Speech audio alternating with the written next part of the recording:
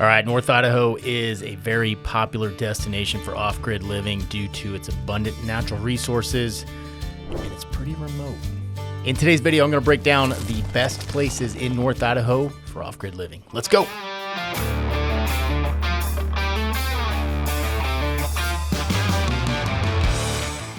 Hey, if this is your first time to the channel, hit that subscribe button, tap the notifications bell so you can stay up to date on all of our latest content.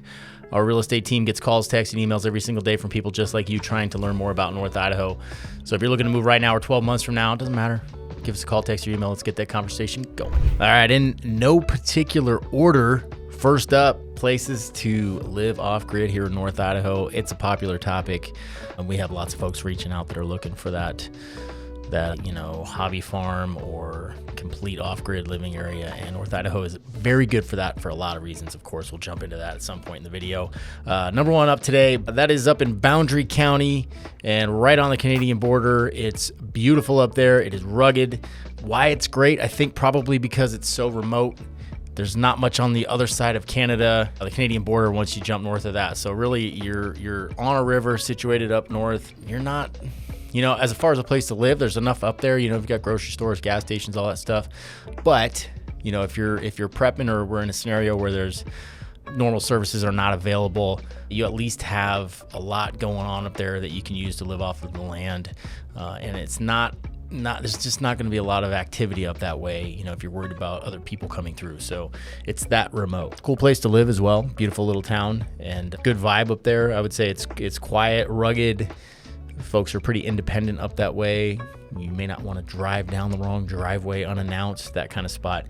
Lots of good people up there, lots of retirees as well and families. So good location for sure.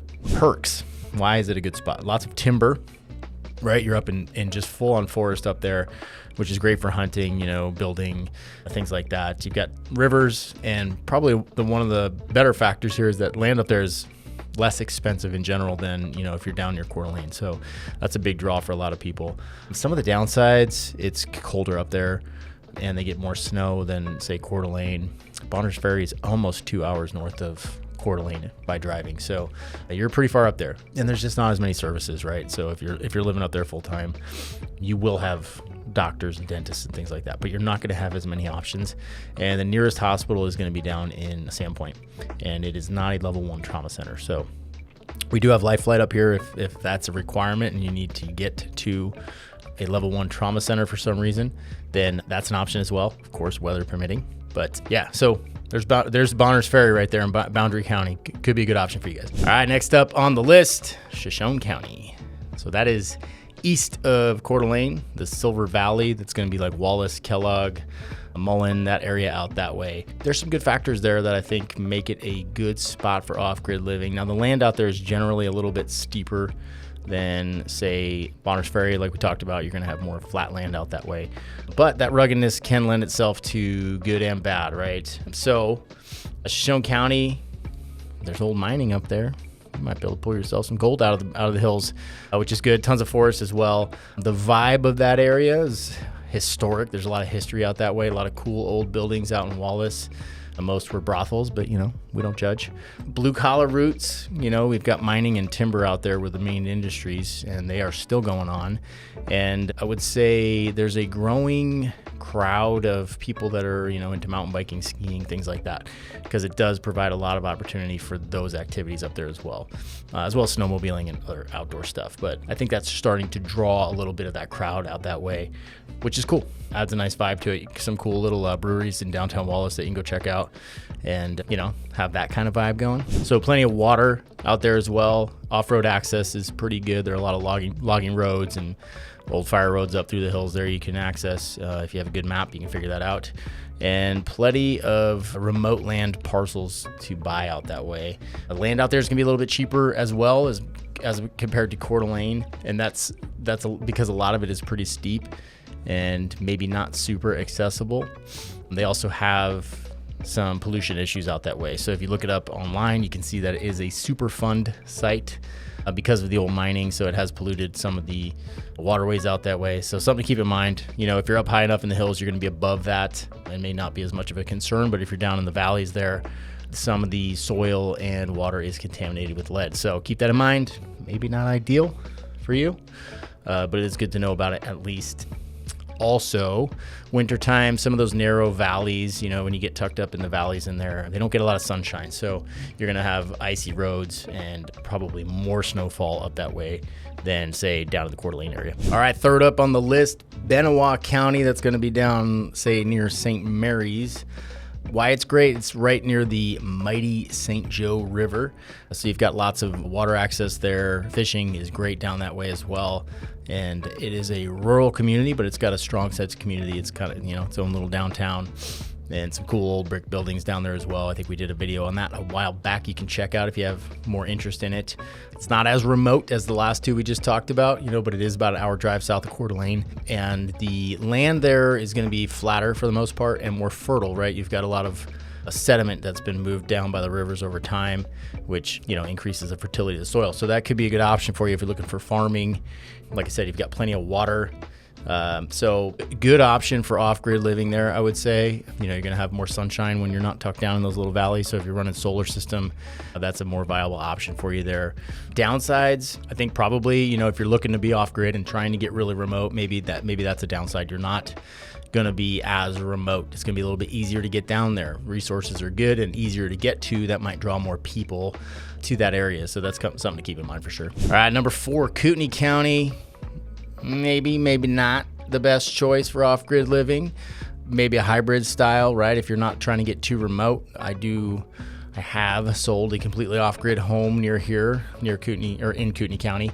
So they're out there, and that one in particular is fairly remote, but 30-minute drive into town, right? So it's potentially a good option for those that aren't trying to get too far out, but you still have that feeling of being out in the woods and the independence of being off-grid, which is definitely nice and definitely a draw for a lot of people. Lots more infrastructure here in Kootenai County, right? You've got access to a lot more doctors, much better hospital. You're not far from the Spokane International Airport, which is just over the border in Spokane. So that's a good draw for a lot of people. And there are properties, down near Harrison, maybe up near Spirit Lake, that are going to be more remote and get you away from those towns if that's what you're looking for. I would say the big downside to Kootenai County is going to be the land prices for most people. It's just not super affordable. You're not going to find cheap dirt here. You're going to have to go out much farther for that. But if you're looking for, off-grid living, close to town with all of the amenities, and you've got the bucks to back it up, then Kootenai County could be a good option for you. All right, number 5, I'm going to call it Priest River / Priest Lake up there in Bonners County. Why it's great? It is one of the more remote feeling lake areas here in Idaho because you're right up there against the Canadian border. There's really not much above it, and it's kind of difficult to get to, especially in the wintertime. Those roads are not super accessible. So summertime is amazing once you're up in Priest Lake. Like I said, it's a long drive. It's 2 hours from Coeur d'Alene, and it's tucked up in that little northwest corner of Idaho on the panhandle there. Beautiful, like definitely one of the most beautiful spots here in North Idaho. The lake is crystal clear water and surrounded by, mountains with timber on it. Stunning, absolutely stunning. Sandy beaches up that way, white sandy beaches. So it is a heck of a place to go visit. People do live there year round for sure. And there's, a couple of restaurants and some things up there to keep you going. But it gets pretty socked in the wintertime as far as the amount of snowfall. So keep that in mind. Off-grid living gets a little tougher when you're getting hammered by a ton of snow. But it is a great spot for, snowmobiling, things like that. It's very popular up there. And then, of course, you've got the lake, which is unbelievably beautiful. So I'd say for off-grid living, if you're looking to get really out there, that might be my number one choice up near Priest Lake, just because it's so beautiful and more untouched than a lot of the places down here near Coeur d'Alene. But just keep in mind that downside of it's tricky to get up there in the wintertime. It's doable. They do plow the roads, obviously, but it gets pretty socked in and, can be a challenge for some people, which I'm sure the locals like, because then they get to stay up there by themselves during the wintertime. So keep that in mind. But yeah, ultimately, I would say Priest Lake is probably my number one pick All right, let's jump into some of the considerations when choosing your spot. All right, you definitely want to consider a few things when you're looking for that spot for off-grid living. Well, number one is going to be water access. You may end up with a well on your property that's solar powered. And when I say solar powered, you're going to have a solar system with a battery backup and a generator backup, and they make solar pumps that can run off of that. So totally possible. My parents had a house like that and it worked just fine. But ideally, maybe you end up on a creek or a lake and you've got year-round water that way as well, which is even easier and cheaper to get out of the ground. Next up, solar potential. If you're going to be off-grid, you do want a solar system so you're not having to run a generator 24 hours a day, or you just don't have power. Some people are fine with that, and that's cool too.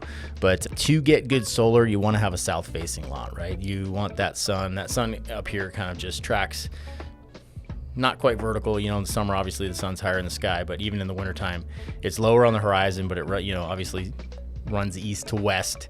And if you have that south-facing property, you're going to be in the sunlight all day, which is great for your solar. Also great for your driveway, keep the snow off of it. So if you can kind of set it up like that in your garden, of course, then that's going to be the most ideal situation for living up here. Next consideration is going to be road access in the wintertime.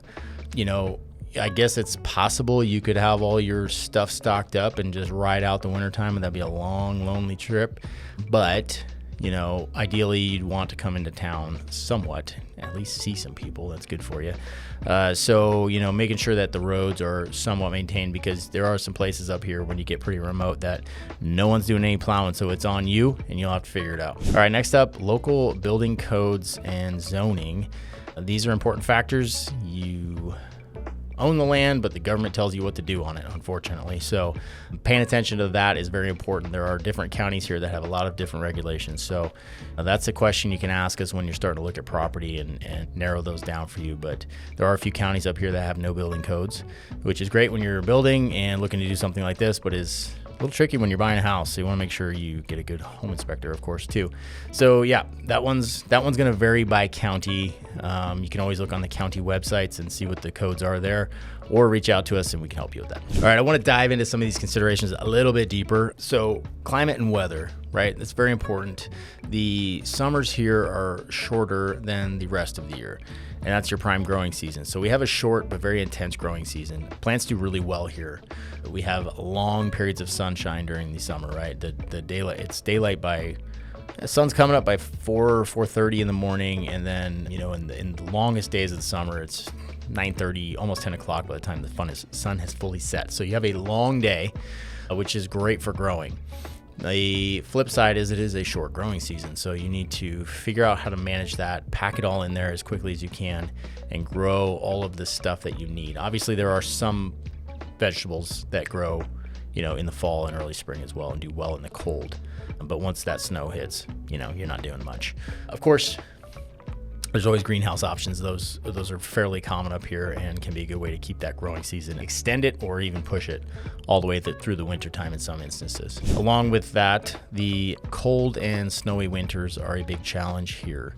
You're going to need transportation and a way to plow yourself out or dig yourself out if you're getting heavy amounts of snowfall and you want to get out and get into town for some reason. So planning ahead for that. A lot of people have plow trucks that are dedicated plow trucks, an old beater truck they throw a plow on, good to go. Other people will use side-by-sides and put a plow on that, or a four-wheeler, put a plow on that, or a tractor. That's what I use, and it works just fine. Believe it or not, we got wildfires up here, which you should expect with large amounts of timber, not those raging monster fires that you'll see down in California and places like that. But it is possible up here. It gets pretty dry in the summertime, and there is always an increased fire risk. So maintaining a good fire break around your property is very important, and some way to, put out the fire if you get one, which is some type of sprinkler system, or at least hoses that are available to hose things down beforehand. Be smart. If you see that fire kicking off, I don't play around with wildfire. I would recommend getting out if you can. Don't mess with that stuff. But it is possible up here. Like I said, we don't generally get those raging monster fires, but it has happened. Someone's going to call me out on that. early 1900s. I believe it's called the Pulaski Fire. You can check into that if you're interested, but so it's possible, just something to be aware of if you're out in the woods. All right, diving into water resources again. We have lots of water up here in North Idaho. That is one huge benefit of it. And there are plenty of properties that have year-round creeks, streams, ponds, lakes. They are here and you can pull water from them. If that's, on your property, that's a great tool for you to use. Wells here tend to be, they vary quite a bit. If you're up in the hills, they can be very deep. I was talking to a older gentleman the other day, and his well was 650 feet deep, and his neighbor's well was 1,000 feet deep. So plan on about $100 a foot when you're drilling those wells. So they can add up very quickly. You might be looking at $50,000 to drill a well if you're, in that 600 foot range of depth. So that's a lot. That adds up real quick, and some people don't factor that in when they're looking at land, but keep that in mind. There are also some properties that are down over the aquifer that, might be 100, 150 feet. So it really varies depending on where that house is located, how high up in the hills it is, and where that water table is on that property. But obviously wells are very common up here, so it is an option. I see springs that have fed water systems to homes where they'll put in some type of tank, and that spring fills the tank, and then they pump it into the house. Also an option up here. Ideally, you want to get your water tested when you're buying a property out in the sticks. Make sure you don't have any harmful bacteria in there. That's very common. There are plenty of companies up here that will do that. Potability test is what they call it. So if you're looking at a property and it has one of those types of systems, or you're going to pull water from a natural water source, definitely get it tested. You don't want to end up with the beaver fever while you're out there in the woods all by yourself by any means. All right, let's talk about some power options. Believe it or not, solar is a thing up here. I generally tell people if they're on the grid, it's probably not worth it. Sorry, solar guys, but power up here is very cheap. So, if you're putting a $30,000 or $40,000 solar system in, it's going to take a long time to pay that off when your power bill might be $150 or $200 a month. But if you're trying to go off grid, like we're talking about in this video, solar is a great option. There are some great companies up here that will install them. You can reach out to us if you need a recommendation. And I've seen some really cool systems out there that are very powerful. So good, but you're going to need a couple other things along with that, right? You don't just put solar panels and pump that directly into your house. You're going to need batteries. So the way these systems work is the solar panels charge the batteries go to an inverter, and then that is where the power is drawn from your house. So the systems can be fairly complex, but that's what's required if you want to have like a normally functioning house out in the sticks. Along with that system, you're going to want a generator backup, and that's usually propane or natural gas powered. So the way that works is if there's not enough sun, because there is a long period of time in the wintertime where we don't get a ton of sun, and your panels aren't generating enough to charge your batteries, your backup generator is going to kick on, and that will charge the batteries to capacity, and then you can draw it from the house. So it's going to be pretty critical if you're running a fully off-grid system for sure. All right, another option up here is wind power. You do see them. I don't see a ton of them, but they're out there. And also micro hydro. So if you have a full year-round running creek, you can hydropower that. They make some pretty cool little systems that will set down in that creek and pump out power continuously, which is kind of nice. Keep the batteries topped off, and then you are good to go. So really, a lot of these power systems will kind of vary on what property you end up with and what that looks like. Do you have enough wind? Do you have a year-round creek that you can run hydro? Or do you have plenty of south-facing surface where you can run solar off that? All right, let's talk about shelter. Obviously, that's a big one. You got to have somewhere to live if you're out there. We see a lot of cabins, earthen homes, yurts, RVs, tiny homes, RVs in shops, shop homes. There's a million different options up here that people are doing and thriving quite nicely. We sold an earthen home last year, and also that one was fully off-grid.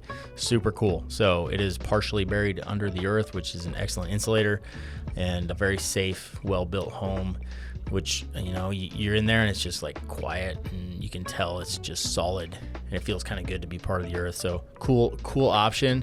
There's a lot that goes into that, so you can't just bury any old thing. You have to have a system behind it so the water doesn't get into the house. There's a lot to it, but it's a cool option, especially with some of the hillier terrain up here. You can set something up like that, and you'd have a very unique, very safe, very energy efficient home tucked up under the hill. Otherwise, some of these other options, you do need to be mindful of weather. If you're living in an RV outdoors, you're going to need to put a skirt around the bottom of it and insulate it so you're not freezing all your pipes all the time in the wintertime. So things to think about, lots of considerations there. You know, if you end up with a shop and you can put the RV inside of it, then heat the shop, that's pretty ideal and fairly comfortable for living.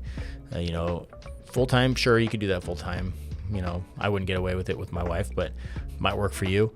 But also really good for part-time if you're building a home, and that's a pretty good setup that a lot of people up here utilize. So one thing up here that you will need a permit for sure, is your septic system. So if you are out in the sticks, Panhandle Health is who handles those. Going through that on a new build right now for myself, and pretty easy to navigate, but it is something that there are a lot of regulations about to keep our drinking water safe. So I guess there is some reason behind it. So keep that in mind. You know, of course, if you're way out, is anyone ever going to check on you? I don't know. That's up to you. But if you want to play by the rules a little bit, then definitely going to want to get a permit for your septic tank and have that done correctly. All right, heating and cooking. If you're off grid, obviously the best way to heat your home is going to be by wood or pellet stove. You don't want to be relying on any type of electric or gas heat full time, because obviously electric, you would drain your batteries really fast. And if you're using gas, you know, can a gas company get up there to replenish you during the wintertime? Maybe, maybe not. Probably okay for a backup generator, but full-time heating of a home, I would not recommend it. I don't think it would work out for you. But so ultimately, wood is going to be your option. Obviously, having a good supply of wood on hand is very important, and you will spend your summer stocking up for you to use during the wintertime. That's just the way it's been for many, many years in our history. But something about a good wood stove is just incredibly nice to heat that way. I did see in a home, an off-grid home, they had a wood-burning boiler, and then the boiler pumped water through the flooring of the home, and that's what heated the home. So they had a hydronic system that was powered by wood. Really cool. I got to watch it in action. Pretty simple, actually. Once it got going, it was fairly easy to use. And you know, you heat that large thermal mass under the floor, which is the concrete floor, and that house was super warm all winter, which is pretty cool and pretty energy efficient too. So there are options like that. So you can look for a wood-fired boiler and then utilize that to heat your home as well, rather than just sticking a stove in there. You know, it's cooler. All right, food and gardening. Obviously, we have tons of natural resources up here. You know, hunting, especially if you're out in the woods and there's not a lot of pressure on those animals from lots of other hunters like you'd find closer to Coeur d'Alene. You're going to have plenty of wild game, potentially lots of fish to choose from, and then greenhouses and root cellars are very common. So you'll see greenhouses up here a lot. I have been in some really cool greenhouses. I was in one last year it was a geodesic dome, pretty large, probably 30 feet across at the bottom. And it was like a jungle inside. She had so many plants growing in there, and they had a koi pond. And she said it only took a little bit of supplemental heat in the wintertime to keep it warm in there. She'd run an electric heater in there. That house was not off grid, but I'm just saying that's an option. I've seen people have regenerative fish tanks where they're harvesting the fish for food, and then the fish are feeding plant growth. So there's this whole system inside, and those are amazing. So, you know, if you could have a setup like that in a shop or some type of greenhouse, that would be the ideal situation, I think, for off-grid living. Root cellars are very common up here. Even on some of the older homes, you'll find like a real root cellar. Very good for storing, you know, vegetables out of the garden from the summer before, and can be super handy for when you're living off-grid up here. Preserving food, canning, dehydrating, smoking, all of these skills are very essential and things that are very commonly done up here. You can find canning classes if you're new to it and you're trying to figure out how to do it. Those resources are definitely available up here. So take advantage of them. Take some classes, learn about it. Not as hard as it looks, and you know, it's a nice way to keep some food on the shelf, some of your own homegrown food on the shelf year round. All right, here's one we did not touch on yet. Communication. It can be vital. You know, some people want to be away from everyone and don't want to talk to anybody. I get that. But you might have an emergency situation. You need to contact people, or at least stay in the loop on what's happening down in the valley while you're up in the hills over the wintertime. So cell service can be spotty. It's pretty good most places up here, but it can be pretty spotty in some spots. Starlink is a viable option for internet anywhere, and the wait list is not super long anymore like it used to be. And there's the Starbat, which is, we had those guys on the podcast. They're a local company. They take a Starlink Mini, put it in a portable container and with a battery and a solar panel, and that thing will run for 24 hours on a single charge. And then if you hook the solar panel up to it, you'll have pretty much endless internet wherever you go. So that's a cool option, at least to help you keep in touch in some ways. Also, radio up here is pretty common. Ham radio, CB radio. There are lots of little groups up here that are into that nerd out on that stuff. So if it interests you, you can get involved in that community pretty easily up here and learn about it and figure out how to communicate. There are repeater towers on a lot of these hills nearby. Some of them are privately owned that you can utilize and keep in touch when you're out there in the remote areas. All right, wildlife and safety. If you're looking at North Idaho, you're probably into guns. Pretty common up here. So I don't need to tell you all about that world. If you don't know anything about guns and you're thinking about off-grid, and you probably need to take some lessons in firearms. Pretty important, right?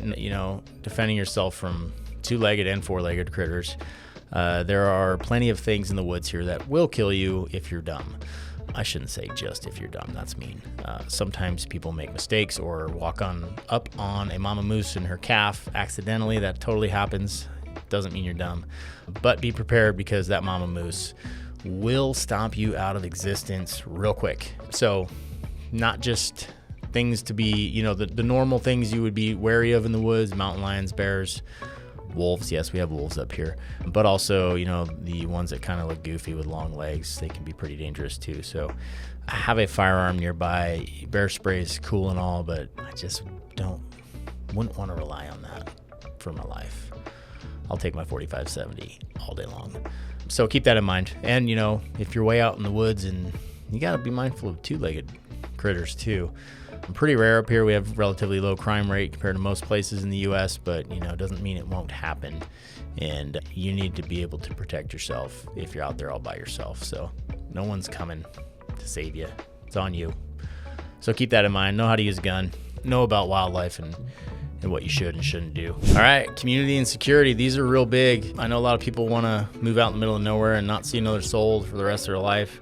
Sounds kind of sad and lonely to me, but I think that you find there's a good community up here and a good community of people that are looking for similar things. And it's important, right? Those are people you can barter with. Those are people you can rely on if you need to, take care of a function, get a tooth pulled, and you're opposed to going to the dentist. Maybe your neighbor Bob will do it for you for a bottle of whiskey or something. So having that's important. Knowing your neighbors is important. If they're 5 miles away or 500 feet, doesn't matter.